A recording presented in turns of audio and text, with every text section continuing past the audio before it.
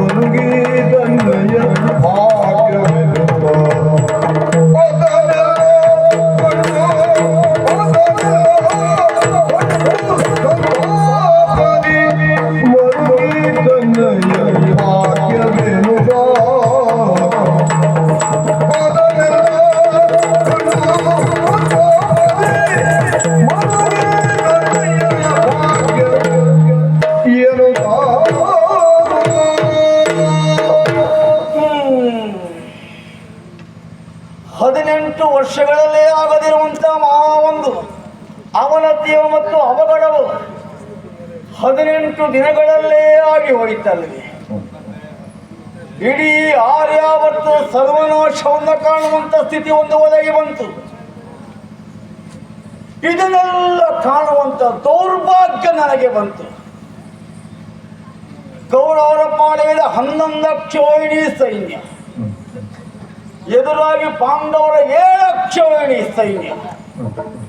ಹೀಗೆ ಸಂಗ್ರಾಮವೇ ಸಾಗುತ್ತಿರುವ ಕಾಲಕ್ಕೆ 7 ಕ್ಷೋಹಿಣಿ ಸೈನ್ಯದ ಸಮ್ಮುಖದಲ್ಲಿ 11 ಕ್ಷೋಹಿಣಿ ಸೈನ್ಯ ನಾಶವಾಗಿ ಹೋಯಿತು. ಅಲ್ಲಿಗೆ ಛೇ, ನಮ್ಮವರ ಹೆಣವನ್ನ ಕಂಡೆ, ನಮ್ಮವರು ಹೊರಳುವುದನ್ನ ಕಂಡೆ, ನಮ್ಮವರು ಉರುಳುವುದನ್ನ ಕಂಡೆ, ನಮ್ಮವರ ಆಕ್ರೋಶನವನ್ನು ಆಕ್ರಂದನವನ್ನು ಕಂಡೆ.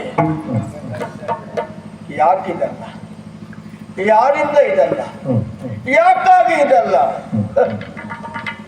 ಯಾವುದು ಆಗಬೇಕೆಂಬುದಾಗಿ ಬಯಸಿದನು ಅದು ಆಗಲೇ ಇಲ್ಲ. ಯಾವುದು ಆಗಬಾರದೆಂಬುದಾಗಿ ಎಣಿಸಿದ್ದೇನೋ ಅದೆಲ್ಲವೂ ಆಗೇ ಹೋಯಿತು. ಹಾಗಾದ್ರೆ ಇಷ್ಟು ಸರ್ವನಾಶಕ್ಕೆ ಮೂಲ ಕಾರಣವಾದರೂ ಯಾವುದು? ಕುರುಪಾಂಡವರ ದ್ವೇಷ ತಲ್ವೇ. ಬಹುಕಾಲದಿಂದ ಹೊಗೆಯಾಡುತ್ತಿರುವಂತ ಕುರುಪಾಂಡವರ ದ್ವೇಷಕ್ಕೊಂದು ಅಂತ್ಯವನ್ನು ಹಾಡಬೇಕೆಂಬ ಕಾರಣಕ್ಕಾಗಿ ನಾನೇ ದೂರವನ್ನು ಗಂಟಿಕ್ಕಿದೆ, ದುರವೀಳ್ಯವನ್ನು ಕೊಟ್ಟವ. ಆದರೆ ಕೈ ಸೋಲುವಂತ ಸ್ಥಿತಿ ಬಂತಲ್ಲ. ಭೀಷ್ಮಾಚಾರ್ಯರು, ದ್ರೋಣಾಚಾರ್ಯರು, ಆತ್ಮೀಯ ಕರ್ಣ ಎಲ್ಲರ ಮೇಲಿಟ್ಟ ನಂಬಿಕೆ ತಲೆಕೆಳಗಾಗಿ ಹೋಯಿತು ತಾನೆ. ಹೀಗೆ ಯುದ್ಧವನ್ನು ಮುಂದುವರಿಸುತ್ತಿರುವ ಕಾಲಕ್ಕೆ ನವಕೋಟಿ ದೈತ್ಯರು ಪಾರ್ಥನ ಮೇಲಿನ ಹಗೆಗೆ ಬೇಕಾಗಿ ಕೌರವಾನಿಗೆ ನಾವು ಬೆಂಬಲಿಗರು ಎಂಬುದಾಗಿ ಹೇಳಿ ನನ್ನೊಟ್ಟಿಗೆ ಬಂದರು. ಜಯದ ಆಸೆ ಚಿಗುರಿತು ನನಗೆ. ಆದರೆ ಎಲ್ಲಿದ್ದನೋ ಏನು, ಪಾರ್ಥನ ರಥಾಗ್ರದಲ್ಲಿ ಮೆರೆಯುತ್ತಿರುವಂತಹ ಮಾರುತಿ ಜೀವ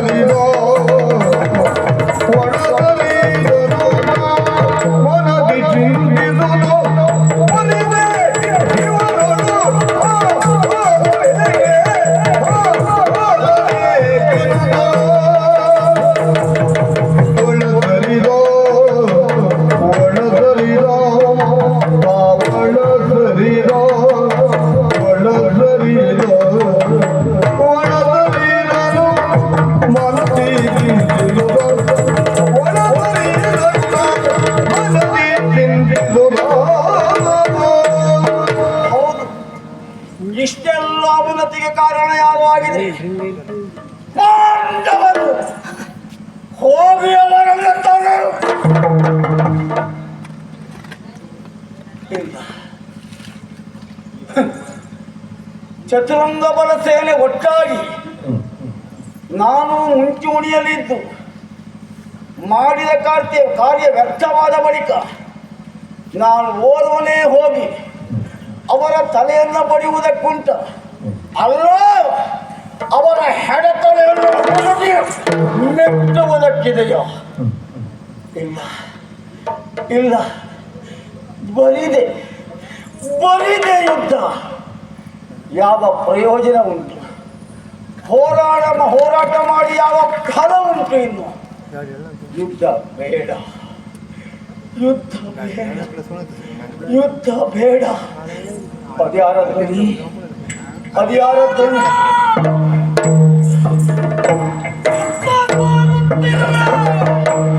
ಭೀಮ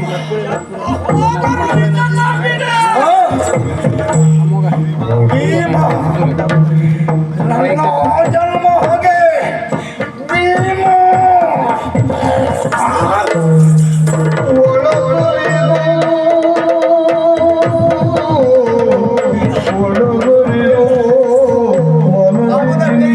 ಸಿಕ್ಕಿದಂತಾದರೆ 99 100 ಪೂರ್ಣವಾಗಿ ಹೋಗ್ತದೆ.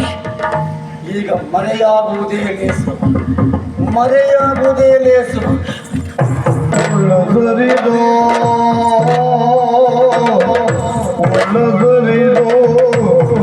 ಮನದಿ ಚಿಂತಿಸುವುದೋ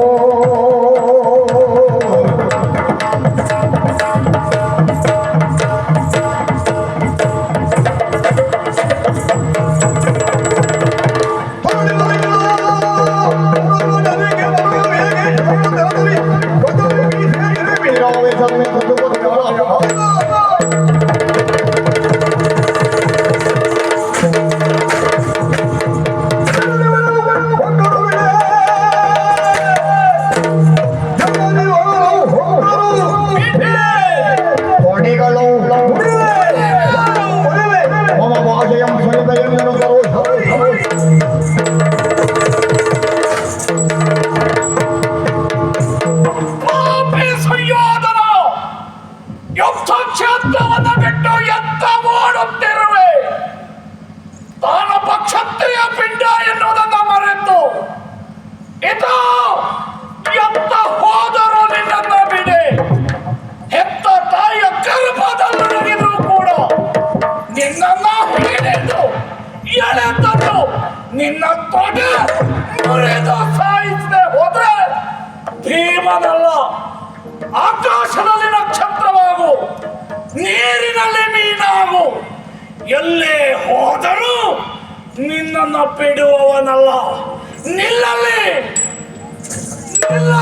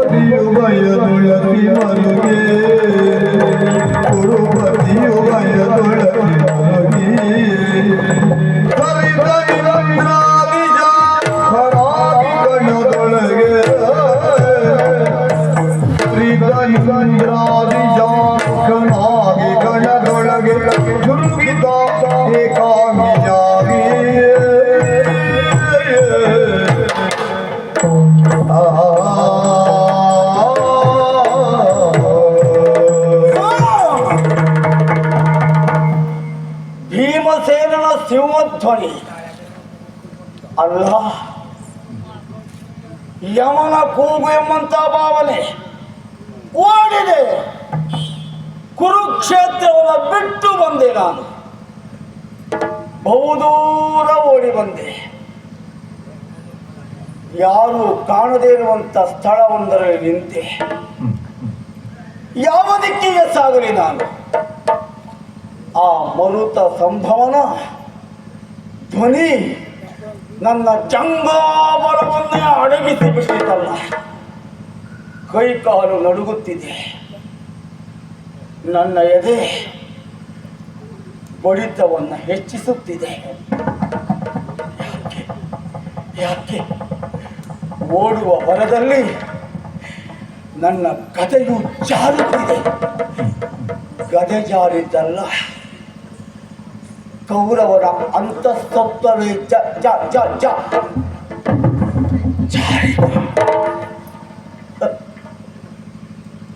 ಪಶ್ಚಿಮಾಂಬುದಿಯತ್ತ ಸಾಗಲು ಇಲ್ಲ. ಪಶ್ಚಿಮ ದಿಕ್ಕಿನಲ್ಲಿ ಪಾಂಡವರ ಬಿಡದಿ ಉಂಟು. ಹಾಗಾದರೆ ದಕ್ಷಿಣ ದಿಕ್ಕಿಗೆ ಓಡಲು ನಾನು ಯಮನೂರು. ಪೂರ್ವಕ್ಕೆ ಸಾಗಿದರೆ ನಮ್ಮ ಬಿಡದಿ ಇರುವುದು ಉತ್ತರ ದಿಕ್ಕು ಮಾತ್ರ. ಇಂದ್ರ ದಿಶಾಮುಖನಾಗಿ ಹೊರಟೆ. ಸಂಬಂಧದಲ್ಲಿ ಪ್ರಾರ್ಥನೆಗೆ ಇಂದ್ರ ತಂದೆ. ಮಗನಾಗಿರುವಂತ ಪ್ರಾರ್ಥನೆ ಮೇಲೆ ನನಗೆ ನಂಬಿಕೆ ಇಲ್ಲ. ತಂದೆಯಾಗಿರುವಂತ ಇಂದ್ರನ ಮೇಲೆ ನಂಬಿಕೆಯಿಂದ ಆ ದಿಶೆಯತ್ತೆ ಹೆಜ್ಜೆ ಇಟ್ಟು ಓಡಿ ಬಂದೆ ನಾನು. ಈಗ ನಿಂತು ಉಸಿರನ್ನ ಬಿಟ್ಟು ಯೋಚಿಸ್ತಾ ಇದ್ದೇನೆ. ಇಂದಿನ ಈ ದಿನಕ್ಕೂ ಇಂದಿನಿಂದ 18 ದಿನಗಳ ಆ ಹಿಂದಿನ ದಿನಕ್ಕೂ ಎಷ್ಟೊಂದು ಅಂತರ ಅಲ್ಲವೇ?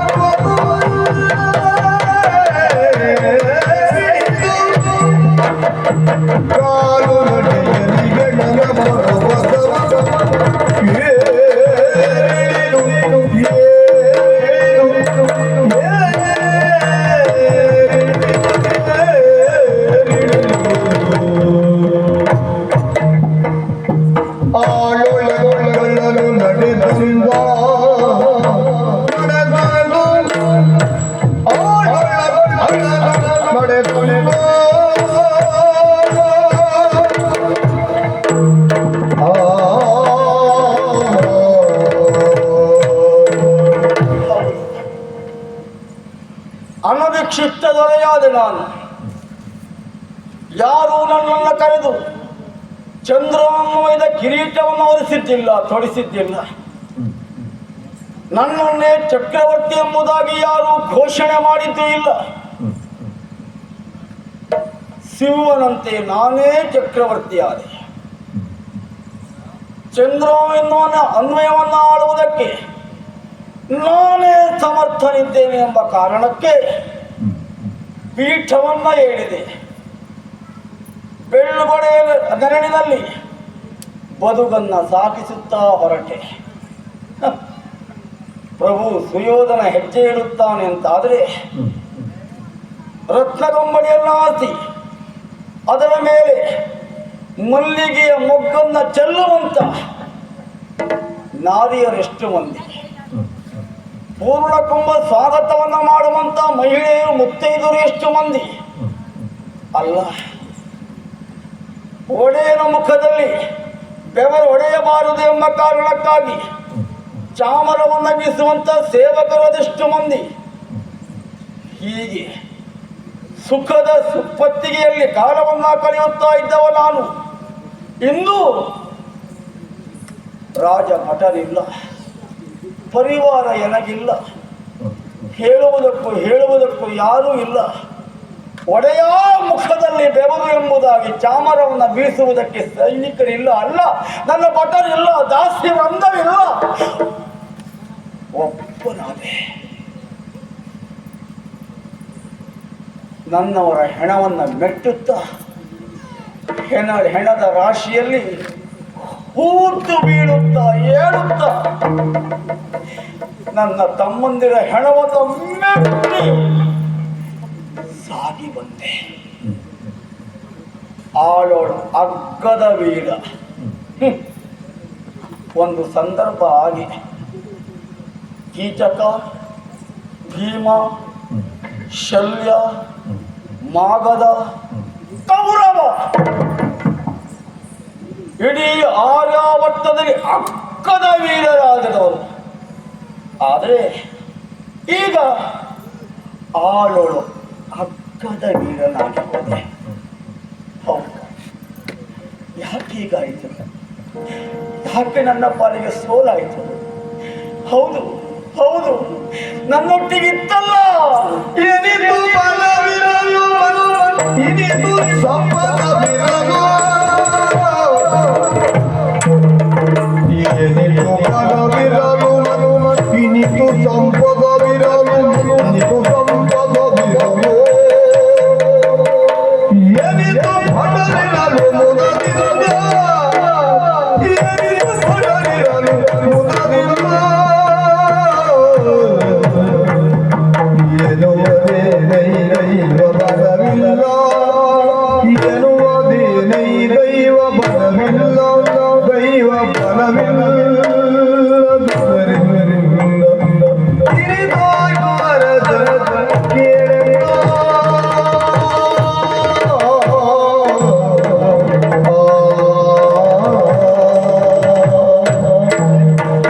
ನನ್ನಲ್ಲಿ ಏನು ಕೊರತೆ ಇತ್ತು? ಚತುರಂಗ ಬಲ ಸೇರಿ ಇತ್ತು, ಮಹಾಪರಾಕ್ರಮಿಗಳಿದ್ರು. ಇಚ್ಛಾಮರಣಿಯಾಗಿರುವಂತ ಭೀಷ್ಮಾಚಾರ್ಯರಿದ್ದಾರೆ, ಅಥವಾ ಇದ್ದಿದ್ದರು. ಅಲ್ಲ, ಶಾಪಾದಪಿ ಶರಾದಪಿ ಶಕ್ತಿ ಉಳ್ಳಂತ ದ್ರೋಣಾಚಾರ್ಯರು, ಉಭಯ ಬಿಲ್ಲೋದರು ನನ್ನೊಂದಿಗಿದ್ದಲ್ಲವೇ. ಅಶ್ವತ್ಥಾಮರು ನನ್ನೊಂದಿಗಿರುವುದು.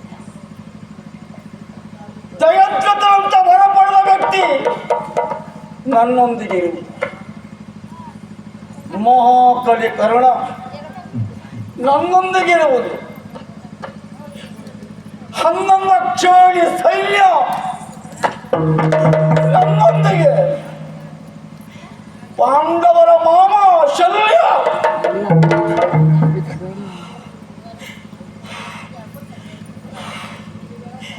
ಎಲ್ಲ ನನ್ನೊಂದಿಗೆ.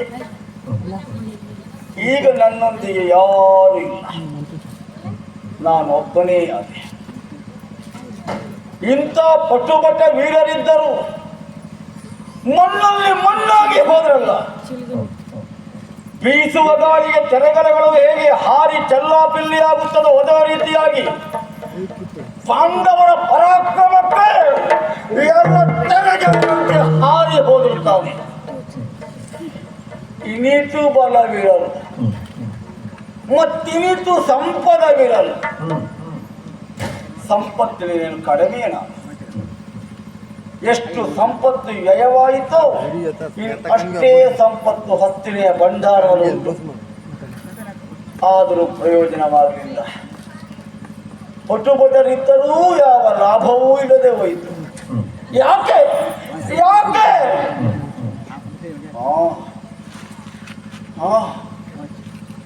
ಕೋಟಿ ಕೋಟಿ ಆವಿರ್ಮಾನವನ್ನು ಹೊಂದಿರುವಂತ ರಾವಣ ವೇದಕ್ಕೆ ಭಾಷ್ಯ ಬರೆದ. ಅಲ್ಲ, 14 ಲೋಕಕ್ಕೆ ಒಡೆಯನಾದ ಅಷ್ಟದಿಕ್ಪಾಲಕರನ್ನ ಮನೆಯಲ್ಲಿರಿಸಿಕೊಂಡ, ಬ್ರಹ್ಮನನ್ನ ಪಂಚಾಂಗ ಓದುವುದಕ್ಕಾಗಿ ಬಳಸಿಕೊಂಡ, ಭೂಮಿಯಲ್ಲಿ ಕೈಲಾಸ ಮಾಡುವುದಕ್ಕೆ ಹೊರಟ, ಕೊನೆಗೆ ರಾಮನೆಂಬಂತ ಮಾನವನಿಂದ ಹತನಾಗಿ ಹೋದ. ಕಾರಣ ಏನು? ದೈವ ಬಲ ಇಲ್ಲ ಅವನಿಗೆ. ಕೌರವನಿಗೂ ಹಾಗೆ ದೈವ ಬಲ ಇಲ್ಲ. ಎಷ್ಟಿದ್ದರೇನು ಪ್ರಯೋಜನ? ದೈವದ ಅನುಗ್ರಹ ಇದ್ದರೆ ಮಾತ್ರ ತಾನೇ. ಬಲಹೀನನಲ್ಲ, ದೈವ ಬಲಹೀನ ನಾನು, ದೈವ ಬಲಹೀನ ನಾನು. ಒಮ್ಮೆ ಭಾವನೆ ಒಳಗಾಗಿ ದೇವರಿಗೆ ನಾನು ಶರಣಾದೆನೆ. ಮಾನವ ಪ್ರಯತ್ನ, ಛಲ ಮತ್ತು ನೆಲ, ಇದಕ್ಕಾಗಿ ಬದುಕಿದವ ನಾನು. ನನ್ನೊಳಗಿರುವಂಥ ಛಲ ಅಡಗಲಿಲ್ಲ, ನನ್ನ ತೋಳ ಬರ ಕುಗ್ಗಲಿಲ್ಲ. ಹಾಗಾದರೆ ನನ್ನನ್ನು ಕಾಪಾಡಲಿಕ್ಕೆ ಯಾರಿದ್ದಾರೆ? ಯಾರಿದ್ದಾರೆ? ಯಾರಿಲ್ಲ, ಯಾರಿಲ್ಲ.